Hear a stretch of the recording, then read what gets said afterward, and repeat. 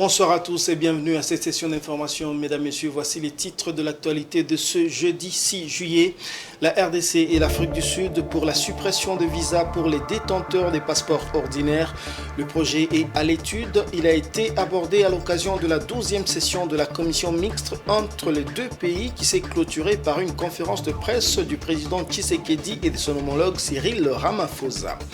Et puis, à l'international, le projet pétro-gazier qui tortue entre la Mauritanie et le Sénégal a atteint un taux d'exécution de 90%. Un invité dans ce journal, il s'agit de Maître Alphonse Toumba. Bonsoir. Bonsoir, merci. Voilà, vous êtes analyste politique et juriste. C'est donc avec vous qu'on va analyser ou commenter les différents sujets d'actualité. Je vous retrouve tout à l'heure, mais d'abord, cette information. Je le disais en titre, la RDC et l'Afrique du Sud ont entamé une réflexion sur l'exemption de visa pour des passeports ordinaires. C'est l'un des points soulevés lors des travaux de la 12e session de la grande commission mixte. Le président Félix Tshisekedi et son homologue Cyril Ramaphosa ont également abordé la question Inga. Les deux pays, donc l'Afrique du Sud et la RDC, entendent ressusciter le grand dossier de la centrale dont le traité du projet avait été signé en 2013. Je vous propose de suivre à ce propos le vice-premier ministre en charge des Affaires étrangères, Christophe Lutundula, qui a fait le résumé de 6 journées des travaux de la grande commission mixte. Suivez. Ils ont eu un tête-à-tête lors duquel ils ont notamment abordé des questions d'intérêt commun au niveau bilatéral, régional et international et réaffirmé leur volonté commune de renforcer les relations d'amitié et de partenariat qui existent entre les deux pays. Les deux chefs d'État ont adopté ce rapport et ces 81 recommandations résumées comme suit. Les questions d'immigration ont été soulevées tout au long des débats par la RDC. Elles nécessiteront une attention particulière. Parmi les questions soulevées figurent l'exemption de visas pour les détenteurs de passeports ordinaires, les réfugiés congolais en Afrique du Sud, les visas pour les conducteurs de longs trajets dans le corridor nord, la lutte contre la fraude dans la gestion de visas et les ressortissants sud-africains qui rencontrent des problèmes en RDC. En ce qui concerne la coopération économique, il est reconnu que le traité sur le projet hydroélectrique du Grand Tinga, signé en 2013, revêt une importance stratégique pour les deux pays et que les mesures devraient être prises pour accélérer la mise en œuvre complète de ce projet. En outre, l'Afrique du Sud et la RDC ont convenu d'approfondir leur coopération dans le domaine d'une chaîne de valeur dans le domaine des batteries pour véhicules électriques et d'autres chaînes de stockage. L'une des principales préoccupations soulevées au sein de la grande commission mixte est l'insécurité persistante dans la partie orientale de la RDC depuis la résurgence du M23. Les deux chefs d'État espèrent que les efforts en cours pour coordonner les initiatives des partenaires régionaux et internationaux produiront des résultats qui garantiront la paix et la sécurité en RDC. Et au cours de travaux, un accent particulier a été mis sur les questions sécuritaires. L'Afrique du Sud et la RDC devraient signer un accord de défense. Le président Félix Tshisekedi a promis que cela pourrait être fait dans les semaines à venir parce qu'il s'agit de décisions qui doivent se baser sur la législation émanant des parlements des deux pays. De ce fait, donc, je retrouve mon invité, Maître Alphonse Toumba. Encore une fois, bonsoir. Bonsoir, monsieur. Vous venez de suivre, vous suivez l'actualité, vous venez certainement de suivre les propositions du président Cyril Ramaphosa qui ont été faites cet après-midi même pour négocier, entre autres, avec les rebelles. On a pensé tout de suite au M23. Bien évidemment, le président Tshisekedi a rejeté, mais devant l'enlisement du conflit, quelle doit être la solution selon vous? Merci, monsieur le journaliste. Effectivement, le président Ramaphosa a fait cette proposition. C'est un bon voisin qui vient voir son homologue, le président Félix Tshisekedi. Un rapport de conflits armés à l'est de la République démocratique du Congo. Mais vous savez, à l'est de la République démocratique du Congo, il y a eu des crimes crapuleux. Des crimes crapuleux. Et qu'est-ce que la RDC va faire de toutes les victimes? Il faudrait qu'il y ait une réparation. Et ces personnes qui commettent ces exactions, certains d'entre eux sont connus. Il y a même un mandat d'arrêt international. Et puis nous disons que ce sont des rebelles. Alors le rebelle, leur sort, c'est demander à la justice de s'en occuper. Mais en ce qui concerne la proposition du président Ramaphosa, ce n'est pas nouveau. Parce que le président Tshisekedi n'a pas rejeté les négociations. Mais il a dit qu'il peut négocier avec certaines conditions. Notamment le retrait des positions actuelles occupées par le rebelle du M23. Et personne ne l'ignore, car le chef de l'État congolais, M. Félix Antoine Tshisekedi, a dit à tout le monde, que ce soit aux Nations Unies, que ce soit en Afrique, tout le monde aujourd'hui, l'humanité tout entière, la planète Terre tout entière, c'est que le M23 a derrière lui le Rwanda. Alors, si ce sont vraiment des rebelles, la République démocratique du Congo va les traiter en tant que tels. S'ils n'arrivent pas à comprendre. Sinon, ils veulent amener le président ou encore les autorités congolaises à négocier en position de faiblesse. Mais, messieurs les journalistes, nous sommes quand même un État souverain. Ce que le président Ramaphosa souhaite ou propose au président Félix Tshisekedi ne peut pas poser polémique, en aucun sens. La République démocratique du Congo, à travers le président de la République, a déjà donné son vœu, selon lequel il peut négocier, mais à une condition, ou à des conditions. Parmi ces conditions, il faut que le M23 quitte ses positions actuelles. Je pense que s'ils sont de bonne volonté, ils observeront ce que le président a demandé, parce que de toute façon, s'ils se réclament congolais, ils ont intérêt à écouter l'autorité. L'autorité, c'est le président de la République, c'est lui qui dirige le pays, c'est lui le représentant du pays. Alors, ils doivent l'écouter. Et puis, se retirer. Alors, ils peuvent négocier. Voilà cette question. Ce n'est pas une nouvelle question et ça ne peut pas non plus faire obliger des polémiques. Comme pour dire ce qu'a proposé le président Ramaphosa n'a pas son sens d'être. Non.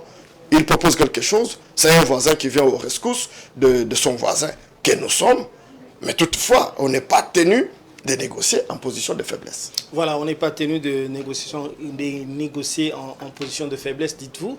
Mais je crois que vous le savez, dans la région d'Afrique de l'Est, par exemple, ou bien dans la région des Grands Lacs, ou même SADC, quasiment tous les leaders conseillent à la RDC de négocier. Mais face au refus de la RDC de parler avec les rebelles, est-ce que le Congo ne risque-t-il pas d'être se retrouver isolé?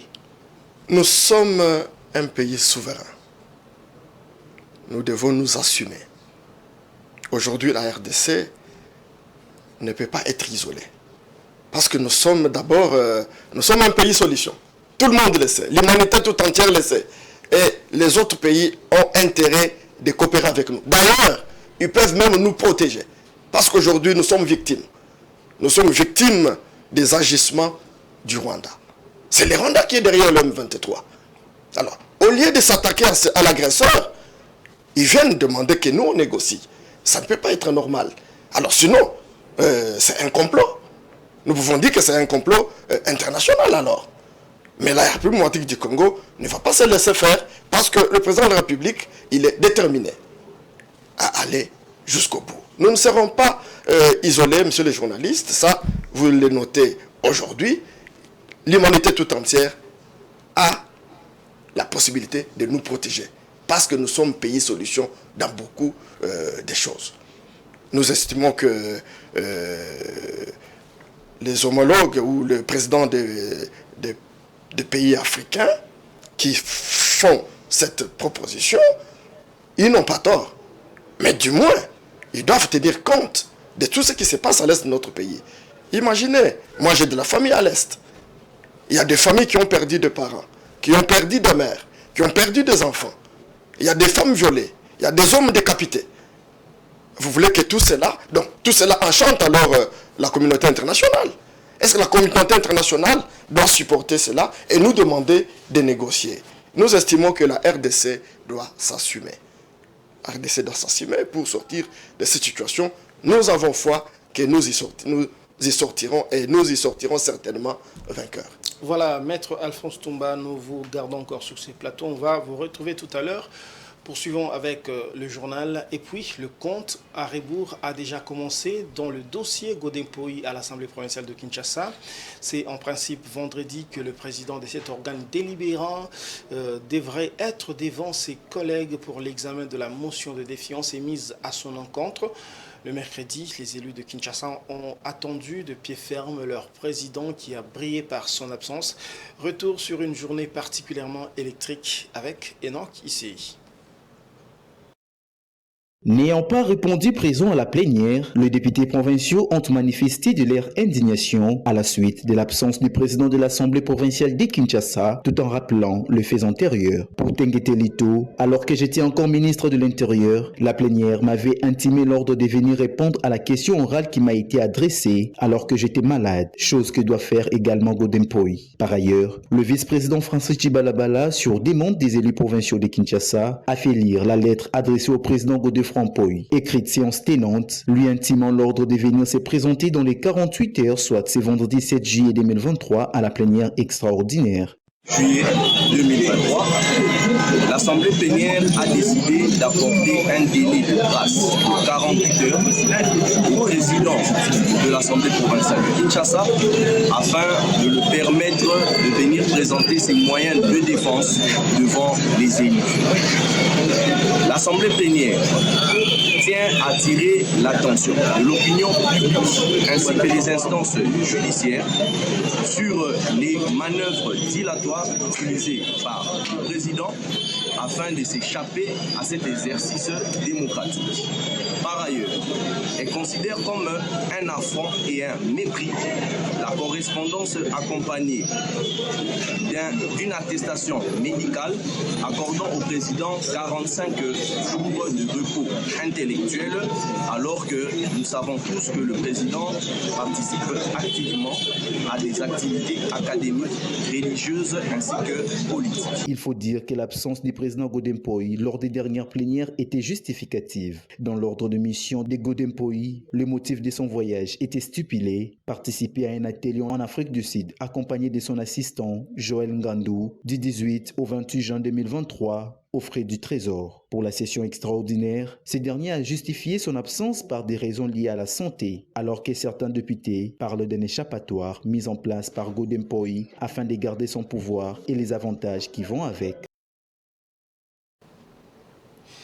Près de 5 jours après que la police nationale a mis aux arrêts une vingtaine de kidnappeurs, une vague d'émotions s'est emparée de tout Kinshasa, notamment sur le profil de ces malfaiteurs, plus particulièrement sur le mode de vie luxueuse qu'ils aimaient afficher sur la toile.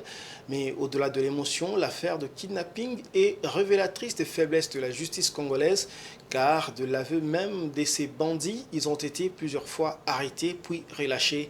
Les autorités du pays pointent déjà du doigt certains magistrats. C'est le dossier de la rédaction avec Enoch Issei. Le procureur Ozali Awa Mudatindio Azali procureur général Yagom. Ozali Moko Yabamaboko Naye. Oyoki Ndenge police ezali ko se plaindre. Bazokanga babandi oyo mbala na mbala. Soki bakomi na parquet batiki bango. Na bengi na associé yo Ozali représentant ya justice et plus particulièrement ya parquet. Zwa message oyo, inquiétude oyo police a exprimé awa. Inquiétude oyo population oyo ezali na isika oyo exprimé. O transmettre ango epa ba kontina yo.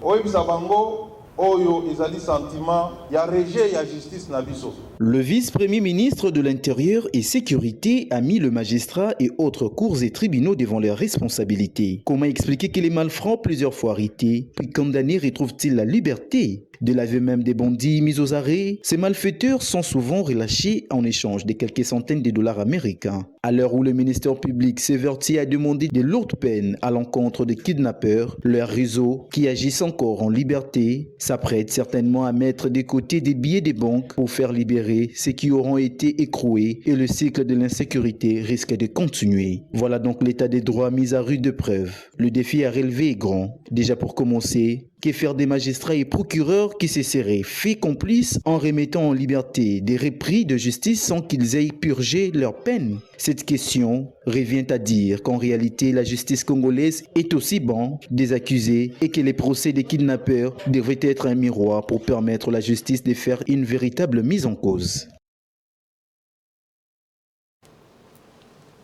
Vous retrouverons Maître Alphonse Toumba. Je rappelle que vous êtes juriste et analyste politique. Vous venez de suivre l'élément avec le dossier kidnapping. Vous-même, vous êtes juriste, mais on a découvert avec stupéfaction que les bandits arrêtés sont des repris de justice, c'est-à-dire ils ont déjà eu affaire à la justice, arrêtés puis relâchés. Il y en a qui ont avoué avoir déjà payé des sommes d'argent en dollars pour retrouver la liberté provisoire, ce qu'on appelle la liberté provisoire, bien évidemment, qui se trouve être une liberté presque définitive. Mais vous, en tant que juriste, que vous inspire cette défaillance de la justice? Merci, messieurs les journalistes. Non seulement nous sommes juristes, mais nous sommes avocats. Nous sommes régulièrement inscrits au tableau du barreau de Kinshasa à Matete.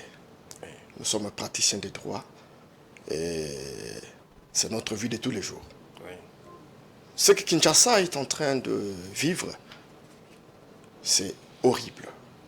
C'est hors tout entendement. Nous pouvons dire aujourd'hui qu'il y a l'impuissance de la justice. Mais il faut d'abord commencer par comprendre ces actes-là, juridiquement ou légalement, nous pouvons les qualifier de quoi? Vous savez, le groupe qui est tombé dans le filet de la police ou des services de sécurité et déféré en justice, ce n'est qu'une goutte d'eau. Ça peut même vous surprendre. C'est-à-dire que nos services de sécurité ont encore un grand travail à faire. Encore un grand travail. Mais nous ouvrons une parenthèse. Parce que c'est la première fois que la justice nous présente un grand nombre de kidnappeurs, comme nous les appelons tous. Oui. Et en passant, je salue d'abord Maître Peter Kazadi. Parce que c'est sous son impulsion, sous son dynamisme, que ces malfrats sont aujourd'hui en train d'être mis hors d'état de nuire. Maître Peter Kazadi, vice-premier ministre en charge de la sécurité et l'intérieur. Ministre de l'Intérieur. Oui. C'est sous son dynamisme. Parce que vous voyez, il y a une semaine passée, on a présenté encore un grand nombre de Kuluna. Oui. Et aujourd'hui, on présente des kidnappeurs. Mais, messieurs les journalistes, nous les appelons de manière générique, nous disons kidnappeurs. Mais quels sont ces actes-là, si nous pouvons les qualifier? Ce sont des actes répréhensibles, avec une telle gravité qu'il faut que la justice fasse ce qu'il faut. Non seulement il y a enlèvement, il y a des coups et des blessures volontaires, il y a vol avec menace, oui. Il y a extorsion, il y a administration des substances nuisibles, il y a également de meurtres, et voire même des assassinats. Mais c'est les journalistes. Le ministre de l'Intérieur a été clair. Il a interpellé tout le monde, surtout ceux qui ont la charge de défendre la société. Je parle de magistrats du ministère public. Parce que nous avons tous suivi il y a parmi le prévenu ceux qui disent qu'ils sont passés aux aveux, comme nous disons en droit. Oui. Ils sont passés aux aveux en disant que nous avons été plusieurs fois arrêtés et relâchés par le magistrat après avoir payé la caution. Et puis ils sortent. Du coup, ils deviennent des récidivistes. Oui. Alors par conséquent, quand quelqu'un se retrouve dans un cas de récidivisme, qu'est-ce qu'on en fait? La justice les condamne au maximum de la peine. Messieurs les journalistes, ceux qui ont imaginé la justice n'a pas seulement vocation de punir, elle a aussi vocation de rééduquer. Oui. C'est comme ça que nous encourageons qu'aujourd'hui, le procès qui est en cours, en flagrance, le juge doit appliquer le maximum de la peine conformément à chaque infraction. Prenons le cas de ceux qui ont commis des assassinats. Ils doivent subir, selon la législation d'aujourd'hui, subir également la peine de mort. En fait, la peine à perpétuité, comme on dit. Oui. Étant donné que nous sommes sous le régime du moratoire. Oui. Mais, messieurs les journalistes, la justice n'est pas impuissante. Le ministre de l'Intérieur a tiré les oreilles de tout le monde. Il a tiré la sonnette. La population aujourd'hui est témoin. Alors, nous verrons comment la justice va se comporter. Mais en cela, c'est une interpellation. Toutes ces personnes ont commis des infractions graves. Pour ceux qui ont commis de meurtre, par exemple, si cela est avéré, ils doivent subir la rigueur de la loi. Et la même chose pour toutes les autres infractions. Nous ne pouvons pas dire que la justice de notre pays est impuissante. Non, elle n'est pas impuissante. Si elle l'était, on ne nous aurait pas présenté ces prévenus et on n'aurait pas organisé le procès en flagrance. Voilà, mais que répondez-vous à ceux qui pensent que, bon, de toute façon, c'est quoi la solution pour que la justice arrive à appliquer des peines et à arriver jusqu'au bout, quoi? C'est-à-dire que quelqu'un purge, il doit arriver jusqu'au bout de la peine. Nous avons dit que la justice n'a pas seulement vocation de punir. Oui. La justice a vocation aussi de rééduquer. Nous souhaitons que, parce que ce sont des crimes crapuleux, nous pouvons dire, oui, qui ont été commises. Vous voyez le mois qu'il y a sur la ville. Oui. Toute la ville est en ébullition. Nous avons tous peur de ce qu'il est. Prendre le taxi catch aujourd'hui, c'est au risque et péril. Alors, pour décourager le genre de comportement, le juge doit appliquer le maximum de peine. Pour ceux qui ont commis des enlèvements, pour ceux qui ont commis de vol avec violence, ceux qui ont commis l'administration des substances nocives, comme nous avons dit, et ainsi de suite. Puisque toutes ces infractions, en dehors de la peine de mort, il y a ceux qui sont, en fait, pas de la peine de mort, nous sommes dans le moratoire, bien sûr, nous allons y revenir, parce que oui, je pense qu'il y a une question oui, là-dessus. Oui. Toutes ces infractions, il y a ceux qui sont punis de 2 à 5 ans de servitude pénale. Alors il faudrait que le maximum de la peine soit appliqué pour dissuader les autres, afin que ceux qui peuvent avoir les projets ou ceux qui ne sont pas encore mis aux arrêts puissent se repentir. Mais il y en a qui pensent qu'il faille maintenant carrément lever le moratoire qui est appliqué sur la peine de mort. À votre avis, est-ce que c'est maintenant le moment de lever ce moratoire-là? Monsieur le journaliste, il y a beaucoup de débats dans le milieu juridique, que ce soit au niveau national ou encore au niveau international, à propos de la peine de mort. Oui. La RDC a opté pour suspendre la peine de mort. Oui. Mais nous vivons avec vous à Kinshasa. Personne ne peut dire qu'il n'a jamais été agressé aujourd'hui sur son avenue ou encore en dehors de son domicile. Il y a aujourd'hui le phénomène Koulouna par exemple. Mais c'est un phénomène qui nécessite des mesures appropriées. Il en est de même de ce que nous sommes en train de vivre avec les kidnappeurs. Et avec tant d'autres mots qui minent notre société. Chaque société a ses mots. Mais pour l'instant, la République démocratique du Congo, la ville de Kinshasa en particulier, même l'Est de la République démocratique du Congo, nous venions d'en parler ici. Nous estimons que la peine de mort peut être réhabilitée. Pourquoi? Pour dissuader.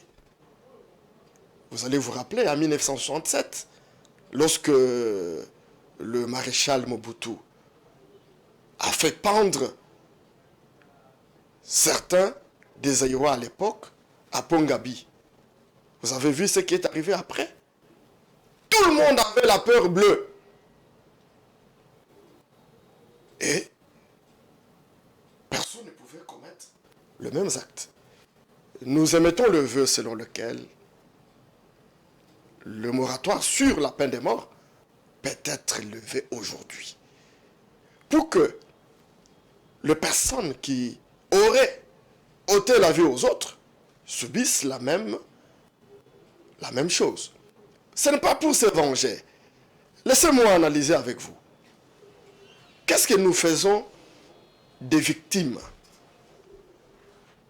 Quel est le crime que les personnes qui sont tombées dans le filet de ces malfrats et que leurs vies ont été arrêtées?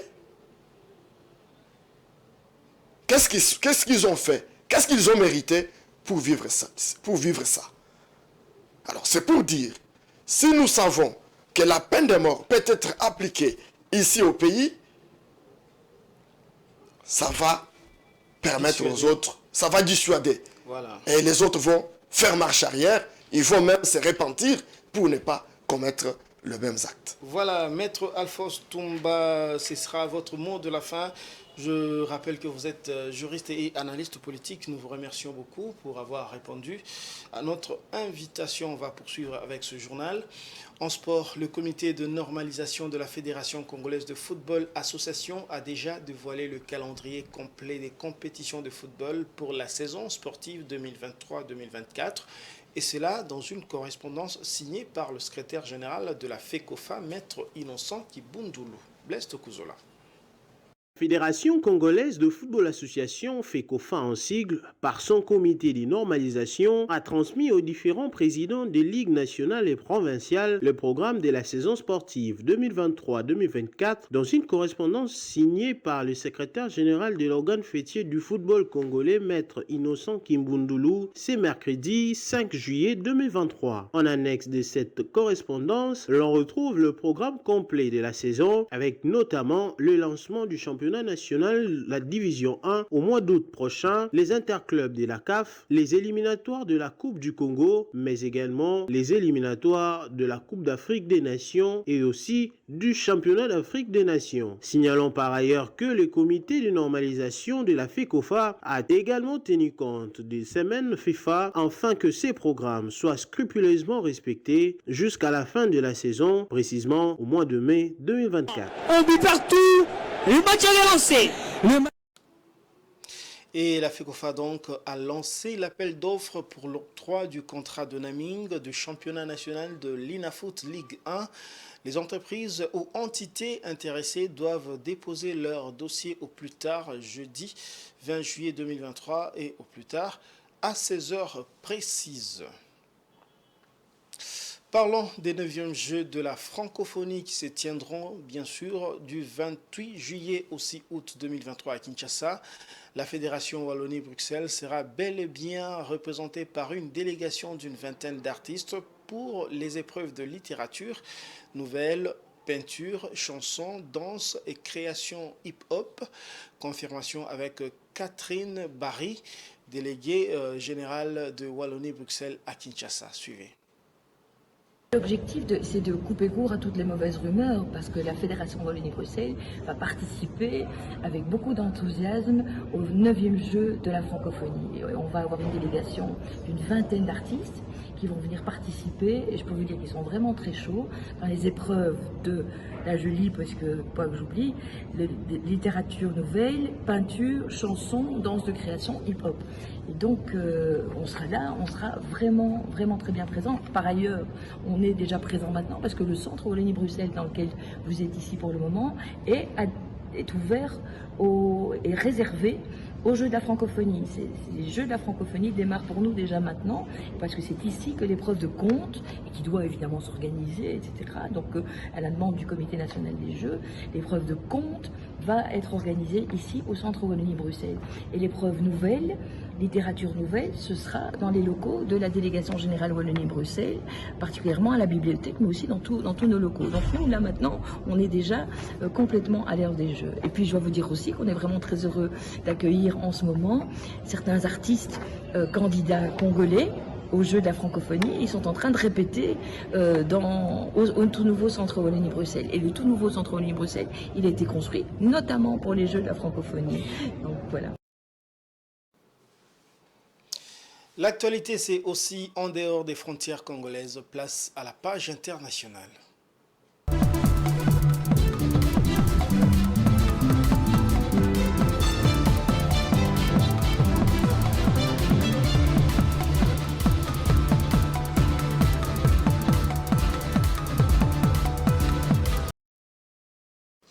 Le projet pétro-gazier Grand Tortue Améim a atteint un taux d'exécution de 90% selon les informations communiquées par Lebib Kroumbali, conseiller du segment amont au ministère mauritanien du pétrole, de l'énergie et des mines. Vers la fin du mois de janvier, les parties prenantes au projet ont annoncé l'acheminement de l'unité flottage de production, de stockage et de déchargement prévue pour l'exploitation du gisement gazier vers le site de production. Edouard Funda. Alors que l'unité flottante de production, de stockage et de déchargement prévue pour exploiter les ressources gazières du périmètre devait atteindre le site de production dans les prochains jours, les cadres de la Société mauritanienne des hydrocarbures ont pu inspecter l'installation flottante de liquéfaction de gaz naturel Gimi liée au projet. Si tout se passe conformément aux prévisions, l'exploitation des premiers volumes de gaz naturel provenant de GTA devrait commencer au 4e trimestre 2023. D'ici là, les parties prenantes font cap sur la deuxième phase de développement du projet qui devrait quant à elle entrer en phase active en 2024 ou au plus tard en 2025. Nous prévoyons un achèvement total de cette deuxième phase de développement en 2027, a précisé Lebib Kroumbali. L'objectif de la phase 2 des travaux de développement du projet GTA, c'est entre autres d'augmenter les capacités de production de gaz naturel liquéfié de 3 millions de tonnes supplémentaires. L'étude et la conceptualisation de cette étape sont déjà en cours. En Afrique du Sud, 16 personnes, dont des enfants et des femmes, sont mortes des suites d'une fuite de gaz dans un bidonville près de Johannesburg. La catastrophe survenue dans la nuit de mercredi à jeudi serait liée à des activités minières illégales. Elle s'est produite dans le quartier informel d'Angelo, à l'est de la ville. 5 femmes et 3 enfants figurent parmi les victimes. Amy Moukaji.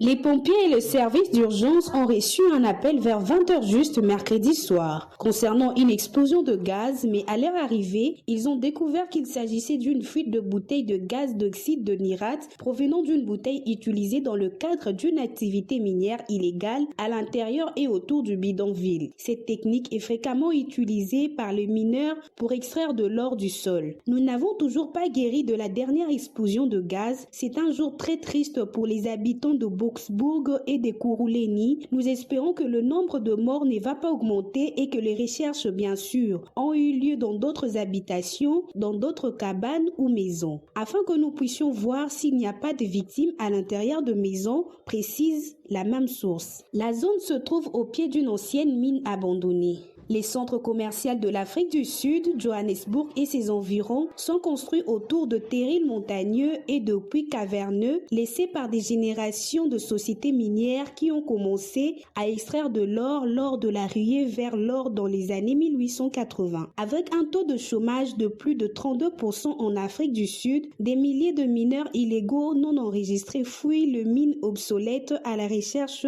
d'or dans des conditions difficiles et souvent périlleuses. Ils sont surnommés Zama-Zama, ce qui signifie ceux qui tentent leur chance en zoulou. Place à présent à la revue de presse.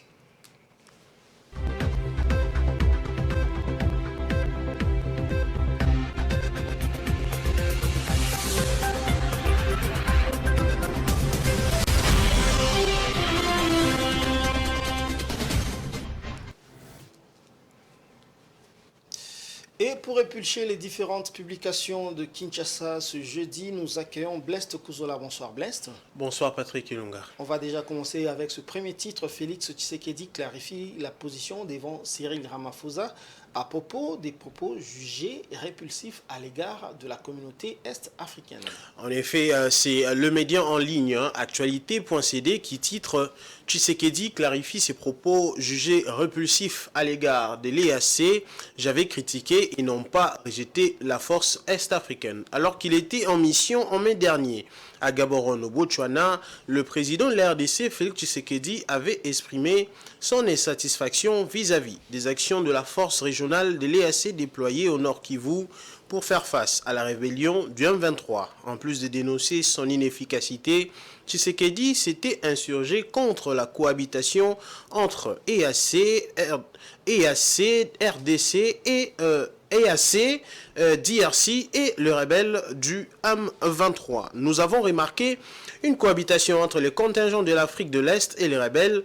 C'est un véritable problème au regard de la mission qui a été confiée et qui nous oblige à nous demander quel est l'objectif de cette mission, avait-il déclaré, tout en ajoutant « Si nous estimons que le mandat n'a pas été rempli, nous les renverrons et les remercierons d'avoir essayé. » Lors d'une conférence de presse animée conjointement avec son homologue d'Afrique du Sud, Cyril Ramaphosa, ce jeudi à Kinshasa, Félix Tshisekedi a précisé que ses propos n'étaient pas une façon de rejeter les troupes est-africaines. J'avais critiqué et non pas rejeté la force est-africaine, critiqué son comportement vis-à-vis des accords. Le SOFA est très clair avec des dates précises, des modalités de retrait et de faisabilité de cet accord. Malheureusement, le contingent est-africain en arrivant n'a pas observé cela. Nous avons remarqué que dans les localités où les contingents ougandais et kenyans principalement étaient déployés, il y avait comme une connivence avec les rebelles. Il leur permettait d'élever leurs taxes, ce que le Burundais ne faisait pas, a-t-il expliqué. Depuis, les pendules ont été remises à l'heure, fait-il savoir. Nous avons juste fait remarquer cela depuis lors. Nous avons eu des discussions franches, d'autres modalités ont été arrêtés. Nous avons maintenant d'autres dispositions et nous verrons d'ici septembre si tout cela se concrétisera, et à partir de ça, nous redéfinirons les choses en fonction de la manière dont elles se seraient déroulées, a conclu Félix Tshisekedi. Voilà, dans un autre sujet, le porte-parole du gouvernement Patrick Muyaya rassure quant à la tenue des 9e Jeux de la francophonie. Blest Kouzola halte donc à la manipulation. En effet, Patrick Ilunga, c'est la prospérité qui titre « Halte à la manipulation et l'intox ». 9e jeu de la francophonie, Muyaya rassure et confirme le grand rendez-vous. À moins d'un mois de la tenue de ces grands rendez-vous, le préparatif vont au bon train. C'est mardi 4 juillet 2023. Patrick Muyaya est en effet revenu sur ces dossiers qui figurent parmi ceux qui défraient la chronique de l'actualité. À ces sujets précis, il a annoncé l'arrivée des équipements de la RTNC, des équipements pour la RTNC, la radio-télévision nationale congolaise, dont 4 bus dédiés et une dizaine de caméras professionnelles. Il est également revenu sur la dernière visite d'inspection et la mise au point face à une forme de manipulation présentant Kinshasa comme une ville où règne l'insécurité. Hier, Nous avons eu autour du Premier ministre une réunion autour de la préparation de Jeux de la francophonie. D'ailleurs, aujourd'hui, il était sur terrain pour aller voir comment les travaux évoluent. Nous avons relevé au terme de nos entretiens qu'il existait une forme de manipulation qui vise à passer des messages de crainte aux délégations qui doivent arriver à Kinshasa, présentant Kinshasa comme une ville où la sécurité n'est pas garantie. Dans une ville de 15 millions d'habitants, les problèmes de sécurité se posent toujours, mais qu'il y a aussi, parallèlement à cela, une réponse de la police, a dit substantiellement M. Patrick Mouyaya Katembwe. Dans le même registre, l'avenir titre « Trafic d'organes », la police ne confirme pas. Depuis un certain temps, la population de Kinshasa vit dans une psychose qui ne dit pas son nom. Dans un contexte où la population annonce que les Mobondo, milices Yaka, sémant violence et désolation dans le Maïndombe ont déjà infiltré Kinshasa, viennent s'ajouter des informations faisant état des cas de kidnapping et de trafic d'organes. Ces cocktails fait que la population soit plongée dans la peur, n'a plus confiance à certains moyens de transport. Ceci entraînant cela, certains débits de boissons sont vidés autour de 21h. Les autorités n'ont fait que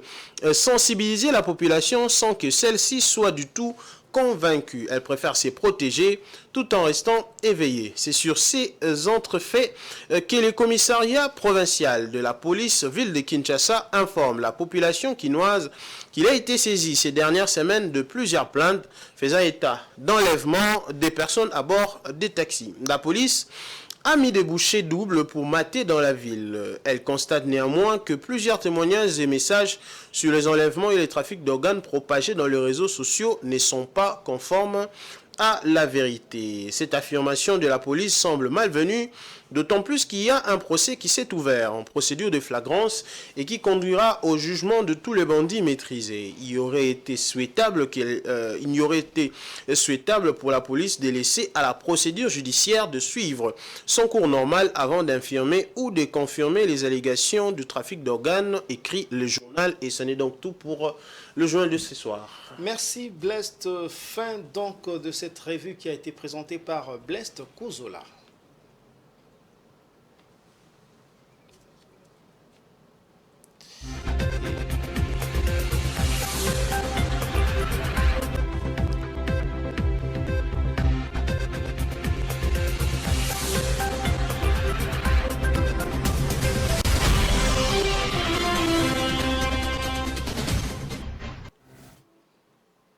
Et c'est par ici aussi que nous mettons un point final à ce journal, mais bien avant de le boucler complètement, le rappel de différents titres. La RDC et l'Afrique du Sud pour la suppression de visas pour les détenteurs des passeports ordinaires. Le projet est à l'étude. Il a été abordé à l'occasion de la 12e session de la commission mixte entre les deux pays qui s'est clôturée par une conférence de presse du président Tshisekedi et de son homologue Cyril Ramaphosa. À l'international, vous l'avez suivi, le projet pétro-gazier Grande Tortue entre la Mauritanie et le Sénégal a atteint un taux d'exécution de 90%.